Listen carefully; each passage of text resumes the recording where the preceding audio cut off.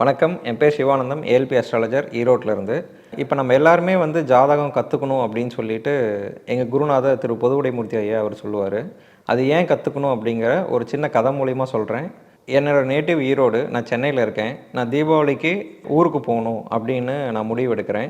Car எடுத்துகிட்டு கிளம்பலாம் அப்படின்னு சொல்லிட்டு பிளான் பண்ணுறப்போ சாயந்தரம் ஒரு 6-7 மணிக்காட்ட நான் கிளம்புறேன். கிளம்பி வண்டி எடுத்துகிட்டு நேராக போகிறேன். போரூர் டோல்கேட் தாண்டி பெருங்குளத்தூர்கிட்ட வரப்போ பயங்கர டிராஃபிக்காக இருக்குது.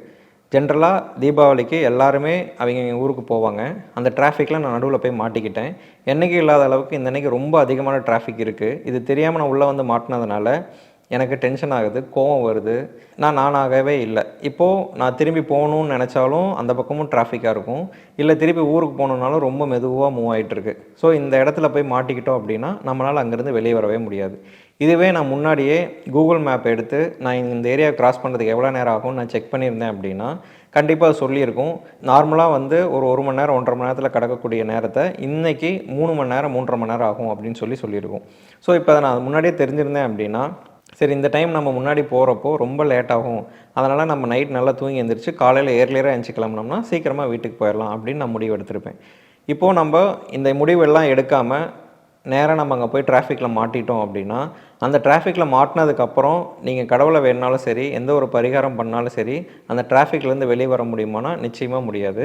அது மாதிரி தான் நம்ம வாழ்க்கையில் நம்மளை பற்றி தெரிஞ்சுக்கிறதுக்கும், நம்ம வாழ்க்கையில் எந்த இடத்துல எப்படி டிராஃபிக்காக இருக்கும், எந்த இடத்துல ரோடு ஃப்ரீயாக இருக்கும் அப்படிங்கிறத தெரிஞ்சுக்கிறதுக்கு ஒரு கூகுள் மேப் தான் நம்மளுடைய ஜாதகம்.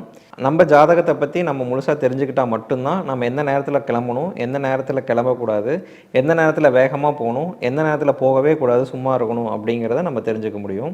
மற்ற ஜோதிட முறையை விட ஏன் ஏஎல்பி அஸ்ட்ராலஜி படிக்கணும் அப்படின்னா இந்த ஏஎல்பி அஸ்ட்ராலஜியில் எங்கள் குருநாதர் திரு பொதுவுடைமூர்த்தி ஐயா அவர்கள் ஒரு சாஃப்ட்வேர் வந்து கொடுத்துருக்கிறாரு.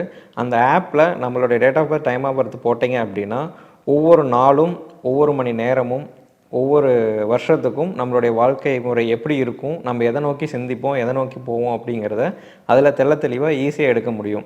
அதே மாதிரி இந்த கிளாஸில் வந்து நம்ம வந்து தியரட்டிக்கலாக கற்றுக்கிறத விட ப்ராக்டிக்கலாக அனுபவ ரீதியாக நிறைய விஷயங்கள் நம்மளால் கற்றுக்க முடியும்.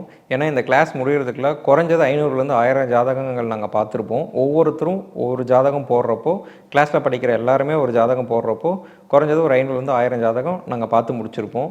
அந்த கிளாஸ் முடித்து வெளியே வரப்பே நம்ம பாதி ஜோதிடர் ஆயிடுவோம். அதுக்கப்புறம் நம்ம வாழ்க்கையில் நம்ம ஒவ்வொரு விஷயங்களை வந்து நம்ம பின்னோக்கி போய் பார்த்து நம்ம வாழ்க்கையில் என்னென்ன நடந்திருக்கு, அது எதனால் நடந்திருக்குன்னு பார்க்குறப்போ இன்னமும் தெளிவாக அது வந்து நமக்கு கிளியராக புரியும்.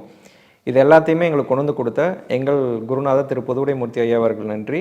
நாங்கள் எந்த கேள்வி கேட்டாலும் அந்த நிமிஷத்தில் அதுக்கு தெளிவான பதில் கொடுத்த எல்லா கோச்சஸ்க்குமே நன்றி.